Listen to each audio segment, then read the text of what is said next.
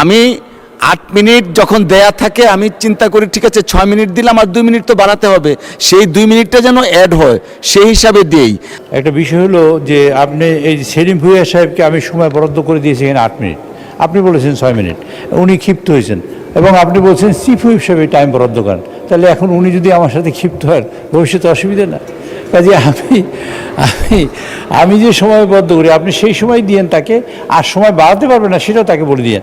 আমি এরশাদুল্লাহ সাহেবের টাইম দিয়েছি 7 মিনিট, আমি উনি 6 মিনিটের পরে আবার 1 মিনিট সময় দিয়েছেন। আপনি যদি কেউ সময় বাড়ান সেই সময় তো আমাদের হাতে নেই, আমরা হিসেব করেই টাইম দিয়েছি এখানে। কাজে আপনি সেভাবে করলে আমারও সুবিধা আপনারও সুবিধা। মাননীয় স্পিকার, আপনাকে ধন্যবাদ।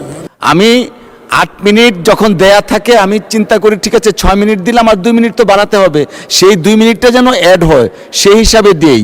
আর ক্ষুব্ধ হবেন না আশা করি ইনশাল্লাহ কেউই, আপনার প্রতি সবাই সহনশীল। মাননীয় চিফ হুইপ, আপনাকে অসংখ্য ধন্যবাদ।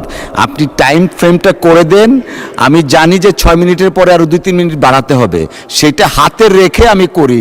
ঠিক আছে, একসাথে দিয়ে দিব, আমাদের কোনো আপত্তি নেই।